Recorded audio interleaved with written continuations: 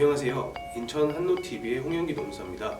오늘은 제3화 직장 내 성희롱이란 무엇인가 라는 주제로 이야기해보는 시간을 가지도록 하겠습니다. 직장 내 성희롱에 관한 정의는 사업주, 상급자 또는 근로자가 직장 내의 지위를 이용하거나 업무와 관련하여 다른 근로자에게 성적 원동 등으로 성적 굴욕감 또는 혐오감을 느끼게 하거나 성적 원동 또는 그 밖의 요구 등에 따르지 아니하다는 이유로 근로조건 및 고용에서 불이익을 주는 것을 말한다 라고 규정하고 있습니다. 직장 내 성희롱을 예방하는 규정도 여러 가지가 있는데요.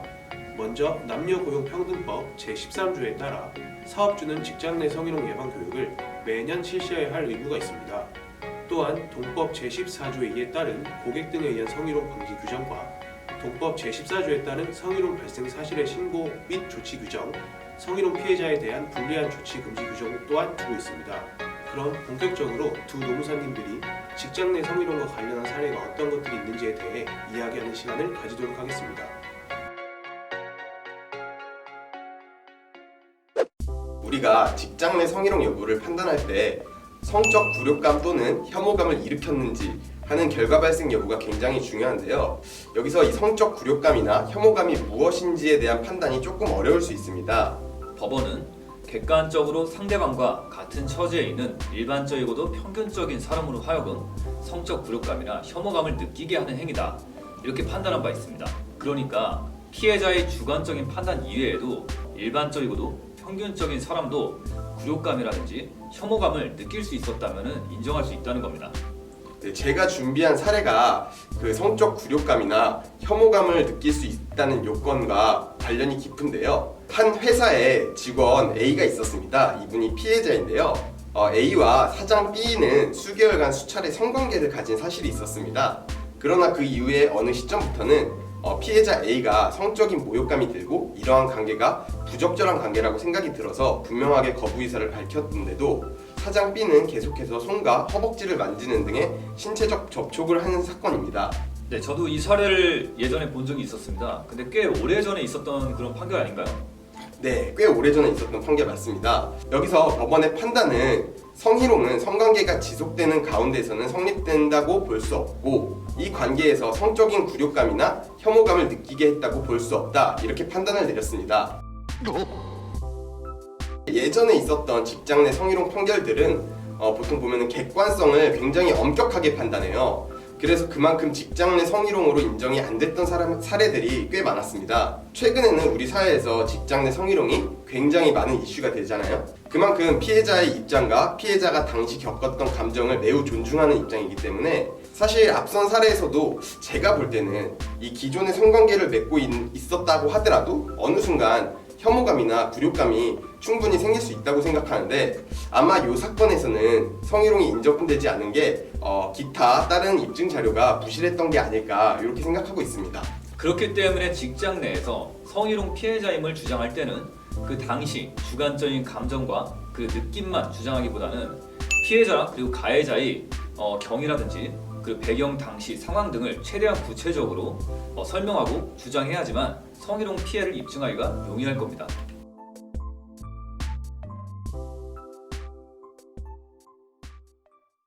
제가 소개시켜드릴 사례는 어떤 직급상 상사가 있었는데요. 부하 직원한테 손등을 만지고 그리고 귀를 만지면서 몸을 쓸어내리는 신체적 접촉을 했습니다. 그래서 직원이 부장님, 저 남자친구 있어요, 이렇게까지 말을 했습니다. 그랬더니 부장이 오히려 남자끼리도 이렇게 장난친다, 가족적인 분위기에서는 친밀감을 표현하는 거다 라는 식으로 말을 했거든요. 이 뭔 개소리야! 이런 경우에 이제 직원분이 굉장히 대처를 잘 해줬는데요.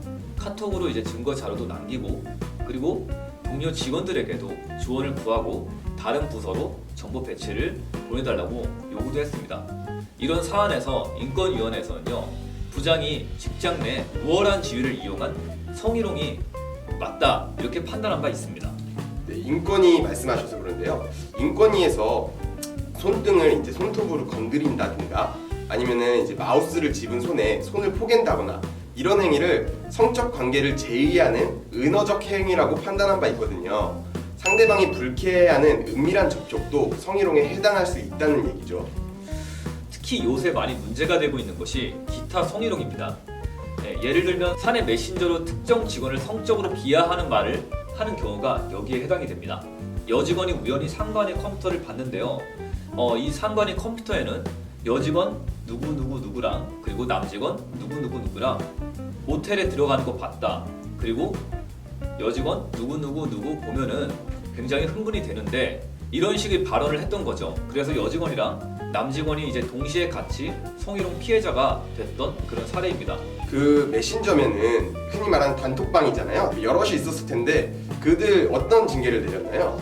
네, 주동자 같은 경우에는 이제 그 사안의 중대성이 굉장히 컸기 때문에 강등 처분을 했고요. 그 주변 사람들 같은 경우에는 정직이나 혹은 이제 경고 처분 같은 것들을 했습니다. 강등이면은 직급이 내려간다는 건데 사실상 거의 나가라는 거네요. 하지만은 전 이런 중징계 같은 경우가 약하다는 생각은 들지 않아요. 소셜 미디어에서도 소문이 이제 순식간에 퍼지고 그러잖아요. 사실 이런 것 때문에 2차 피해가 발생하고 그런 거거든요.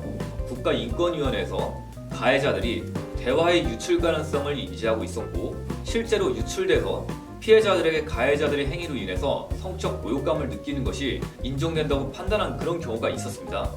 사실 이런 게 남녀 간의 차별이 자꾸 발생하고 그러다 보니까 이제 저는 성인지 감수성이 부족해서 발생하는 결과라고 생각하거든요. 그래서 회사 내에서도 여성과 그 남성 공간의 성별로 인한 불균형을 극복하기 위한 그런 교육을 실시해야 되거든요. 물론 회사에서 이제 법적으로 실시해야 하는 그런 성희롱 예방 교육이라는 게 있습니다. 이걸 안 하게 되면은 과태료 500만 원인데요.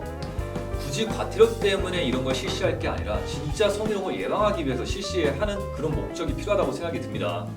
성희롱 사태가 나면은 그럼 뭐 퇴사하는 사람도 물론 힘들겠지만 회사 입장에서도 이만큼의 인력이 한 번에 빠져나가는 거니까 굉장히 힘들어질 것 같아요. 그래서 제가 한마디만 하고 마치도록 하겠습니다. 회사 관계자분들에게 드리고 싶은 말은 성희롱 예방 교육을 적극적으로 하지 않으면 결국 회사 손해로 귀결되는 것을 알아주셨으면 합니다. 그러니 제대로 조치하고 예방하세요. 그리고 피해자분도 성희롱이 발생하면 즉시 불쾌하다 그런 의사를 반드시 표시하세요. 그래야지 피해를 막고 조기에 2차 피해를 예방할 수가 있는 겁니다.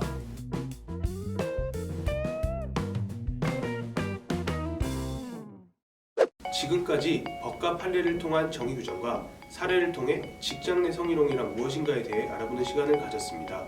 저희 인천 한노TV는 다양한 컨텐츠를 구상하고 있으니 앞으로도 기대해 주셨으면 좋겠고요. 다음 시간에는 실업급여 주제를 가지고 찾아뵙도록 하겠습니다. 시청해 주셔서 감사하고 다음 시간에 뵙겠습니다. 구독과 좋아요 눌러주세요.